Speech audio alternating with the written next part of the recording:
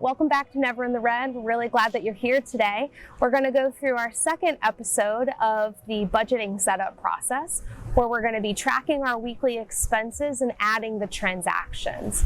Remember, if you like the channel, go ahead and like and subscribe and check us out on the other social media platforms. Okay guys, I think we're ready to get started today.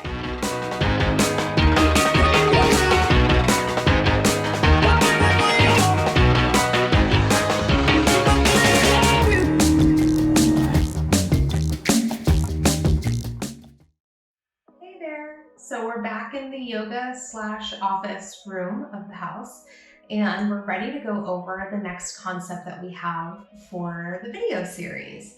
Before we get into that, I want to go back to what we talked about in the last video, just to give you guys a little bit extra before we get into some of the operational stuff today. So when we think about building out that really comprehensive overview, your revenue and your expenses, and now you're going to assign dollar values to that, keep in mind that there's a relationship between revenue and expenses. And when we look at that in conjunction with saving and budgeting, there's very specific ways that this works. So revenue is a lever, just like expenses are a lever. If revenue goes up, and expenses go up, we actually don't save any more in this than the scenario that we've already outlined.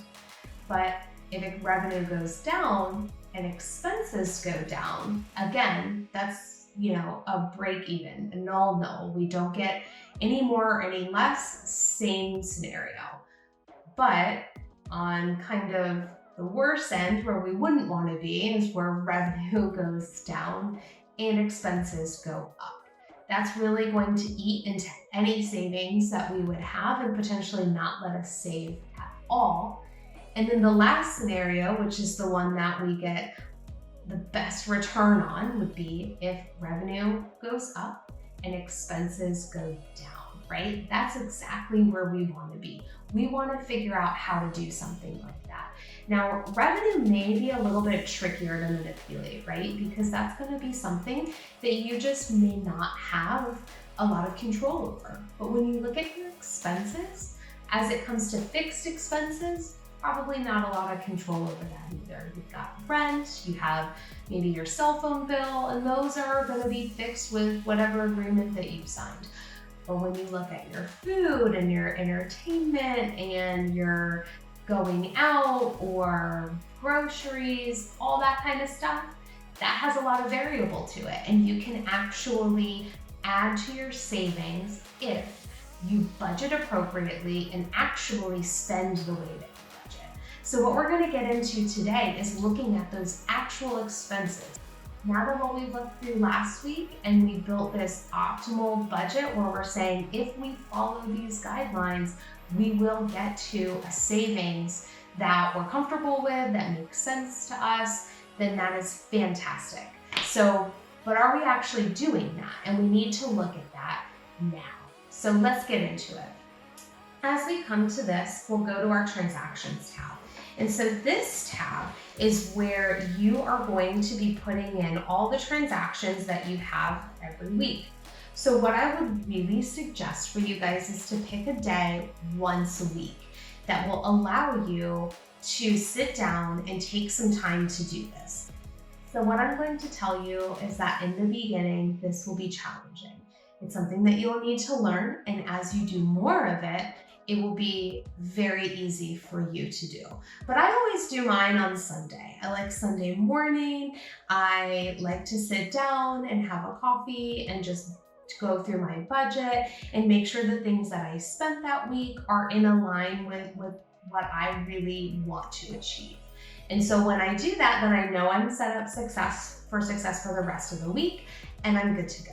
So whatever day is comfortable for you, I would pick one and I would stick to it, right? It's all about self-care, determination, and saying that I'm making this a priority, because the longer that you wait, the more challenging it will become for you to manage and maintain this new form of life that you are really embarking on, which is doing this budget. So The first thing that you will need to understand about all of this is that the more places that you spend money, the more places that you will need to add for this. What do I mean by that with places? I mean how you spend money. So if you have 5 credit cards that you're constantly using, and if you have a debit card at this bank and a debit card at that bank, I'm gonna make it really simple for you.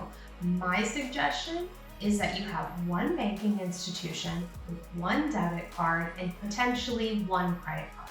And that's my methodology. This is something that I'm going to get into in another video that discusses a credit card management system. But for the basics and for someone just starting out, do not go out and get all these credit cards and max them out and all of that. Credit card management is a totally different conversation, but from a budgeting perspective, it really aligns with this thought that in order for you to manage your expenses and what you're spending your money on, you actually have to know what they are. So if you're doing it in multiple different places, that management becomes almost unmanageable, right? So that's what I do. I use one card and I use one place where I get all of my transactions go to. So what I'm going to show you here is step number 1 is getting all your transactions into your spreadsheet. So in order to do that, I found the quickest way is most of these banking institutions, whether it's a credit card or a debit card, will allow you to download the transactions to a CSV file, which is absolutely fantastic. So let's go to the spreadsheet. So what I'm going to show you here is that I did a little mock of what my spreadsheet is going to look like. This is, the headers come from my bank, and this is all mock data underneath. So let's kind of go through what it is. Transactional data is the date that I actually ran my card. It's the date that I purchased the item and when I spent the cash with the vendor. The posted date is going to be the date that it actually hit my card, which is very important. We only use posted dates when we're putting things into our spreadsheet. And this will help keep continuity between the dates and just the whole process of recording your transactions. So the next part is going to be the description. This will just come from however they're set up in the system when you run your card. Category is something the bank might put in there. So is this like a grocery spend or a gas spend? They'll do that, but I just kind of don't look at that. That's something totally separate. This type could be a sale, a return, a payment. In this scenario, they're just all sales. I never, ever, ever record the payment in my budget. That is something that you won't do. You can record returns, but not payments. And then lastly is the amount. So the amount should always be negative because it's technically a spend, right? So it's negative and it comes out. So let's go ahead and look at what our spreadsheet looks like. So the way that I have built this spreadsheet is the same as before. All transactions, so that's your header. That's what this tab is, and it tells you what it is.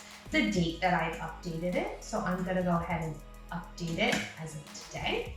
And then lastly, we're gonna drop all these items in. So why do I have all these headers and colors? So the blue comes from your transactions. So the posted date. So again, I've got my posted date here. I'm gonna take this and I'm going to drop them into my spreadsheet. And then I'm gonna come up here with my transactions and get the description, and I'll come over to the description column and drop those in. And then lastly, I have the amounts. So I'll take these amounts and go ahead and drop them in. So as we can see, we've got all the data in from the bank. It took about, less than 30 seconds to do. And then I'm just gonna eliminate any lines at the bottom that are a little bit extra because they're not part of our table. Our table is built with something called insert rows here to keep formulas. So as you go and you add new rows for your next round of data in the next week, you would do this so that on tab 3, when we get into that in 2 episodes, you will see it will be very helpful. So here, as you can see, at the end of the table, we have this insert rows here to keep formulas. What we do here is we use this as we add new data to the spreadsheet every single week.